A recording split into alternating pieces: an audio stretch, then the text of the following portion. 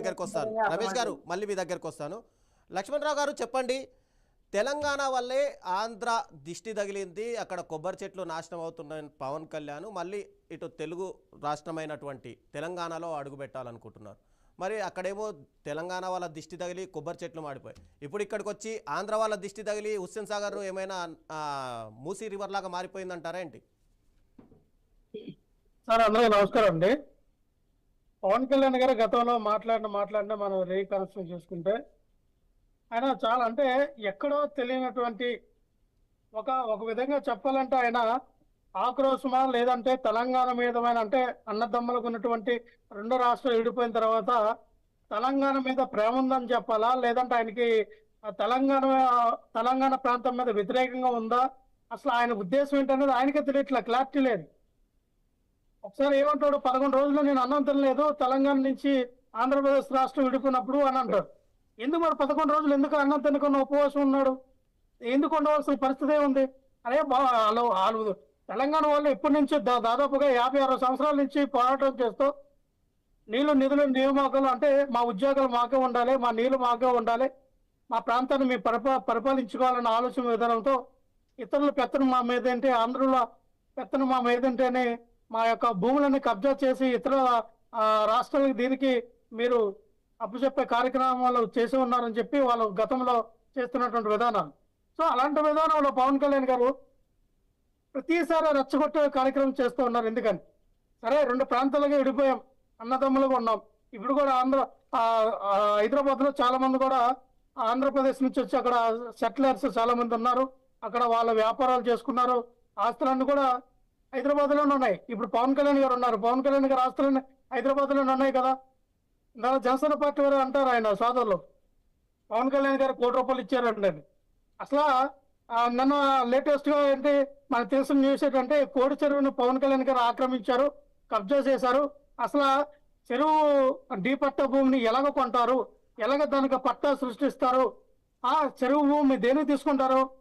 ఏదో భూమి లేని వాళ్ళు తీసుకొని దాన్ని 2-3 పంటలు సాగు చేసుకుంటారు. భూమి లేని వాళ్ళకి గవర్నమెంట్ ఏమంటే ఒక డీ పట్ట కింద ఇస్తుంది.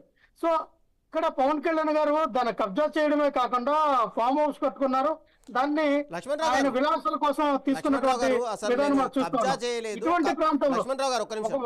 ఒక్క నిమిషం, నేను ఆ భూమిని కబ్జా చేయలేదు, కబ్జా చేసినట్టుగా నిరూపిస్తే దాన్ని తెలంగాణ గవర్నమెంట్ కి రాసిస్తానని అనౌన్స్ చేశారు కదా.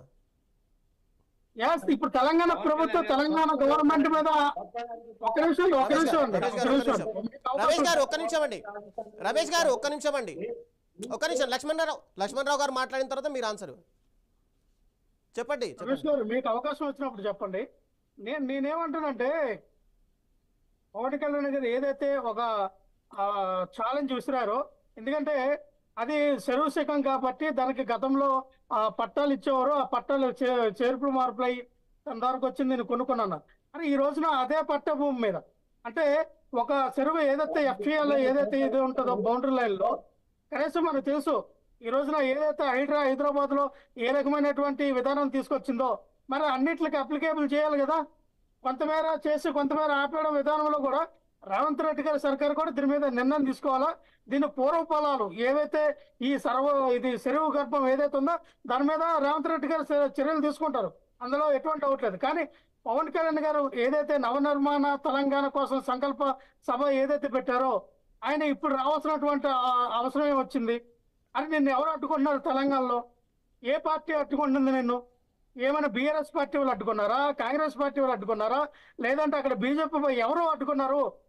కేవలం తెలంగాణ ప్రజలు అడ్డుకుంటున్నారు నిన్ను. గతంలో 2018లో నువ్వు పోటీ చేసావు, అలాగే మున్సిపాలిటీ ఎలక్షన్ లో మీ అభ్యర్థులు పోటీ చేశారు, అలాగే సార్వత్రిక ఎన్నికల్లో కూడా మీ అభ్యర్థులు పోటీ చేశారు. ఎవరికి కూడా డిపాజిట్లు రావాలా, కనీసం 100 నుంచి 150 ఓట్లు కూడా రావాలా. అంటే ప్రజలు తిరస్కరించారు మిమ్మల్ని. కేవలం ఇక్కడ ఏంటంటే బీజేపీ చేస్తున్నటువంటి రాజకీయంలో ఒక పావుగా మారినటువంటి పవన్ కళ్యాణ్ గారు ఈ రోజున బీజేపీ జనసేన టీడీపీ మళ్ళీ ఆంధ్రలో ఏ రకంగా అయితే కూటమి కట్టారో అలాగే తెలంగాణలో కూటమి కట్టి అక్కడ కూడా అధికారంలోకి రావాలైన ఆలస్యం చేసే విధానంలో ఈ రోజున ప్రజలను రెచ్చగొడుతూ ఉన్నారు. ఆంధ్రప్రదేశ్ రాష్ట్రంలో చంద్రబాబు నాయుడు గారికి 15 సంవత్సరం ఊడిగా చేస్తాం, 15 సంవత్సరం ఆ బానిసగా బతుకుతాం, 15 సంవత్సరం ఆయన మోసేతి నీళ్ళు తాగుతాం అన్న విధంగా పార్టీ నడుపుతున్న పవన్ కళ్యాణ్ గారు ప్రభుత్వం సేమ్ మళ్ళీ అక్కడికి వెళ్ళి ఎవరు మోసతి నీళ్ళు తాగడానికి వెళ్తూ ఉన్నారు.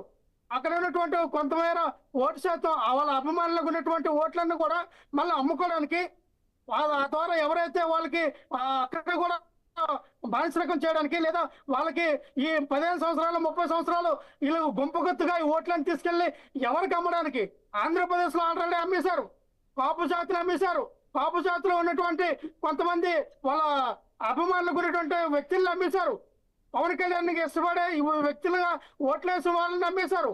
అంటే ఓట్లను అమ్ముకునే విధానం ఆల్రెడీ ఆంధ్రప్రదేశ్ లో అయిపోయింది. రేపు తెలంగాణలో అవుతుంది, తమిళనాడులో అవుతుంది, కేరళలో అవుతుంది, కర్ణాటకలో అవుతుంది. అంటే వాళ్ళ కూటమిలో ఉన్నటువంటి కొంత నాయకులు అంటున్నారు ఏమని 2028లో పవన్ కళ్యాణ్ గారు తెలంగాణకు సీఎం అవుతాడంట.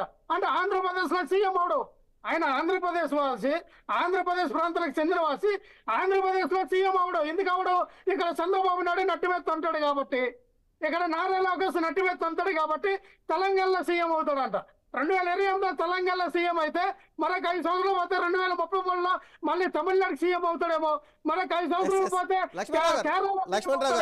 మరొక 5 సంవత్సరాలు పోతే కర్ణాటక సీఎం అవుతాడేమో. కానీ ఆంధ్రప్రదేశ్ లో మాత్రం సీఎం అవనవరు. నేను ఆంధ్రప్రదేశ్ లో ఏమి కాలపోతూ ఉన్నాడు. ఆంధ్రప్రదేశ్ లో నన్ను ఎవడు జాకట్లేదు. ఆంధ్రప్రదేశ్ లో నేను ఏమి కాను. తెలంగాణకు వచ్చి నేనేం పీకుతానని పవన్ కళ్యాణ్ అన్నాడు కదా. మరి ఏం పీకడానికి పార్టీ పెడుతున్నావు తెలంగాణలో? అసలు నేను అట్టుకునేది ఎవరు? నీ పార్టీని అట్టుకుంది ఎవరు? ఏ పార్టీ వాళ్ళు అట్టుకున్నారు? నువ్వు అవాకు సవాకులు పేల్చావు. కేసీఆర్ గారి మీద ఇష్టానుసారంగా మాట్లాడావు. ఏ కేసీఆర్ ని అంత తెలుస్తాను. అలాగే అక్కడ ఉన్నటువంటి తెలంగాణ ప్రాంతవాద పెద్ద పెద్ద లీడర్లు కూడా నువ్వు తిట్టావు. కానీ అదే ప్రాంతంలో నువ్వు ఈ రోజున ఉన్నావు. ప్రాంతీయ మధ్య కార్యక్రమం నువ్వు చేసావా? లక్ష్మణరావు గారు ఒక్క నిమిషం. మల్లయ్య యాదవ్ గారు చెప్పండి,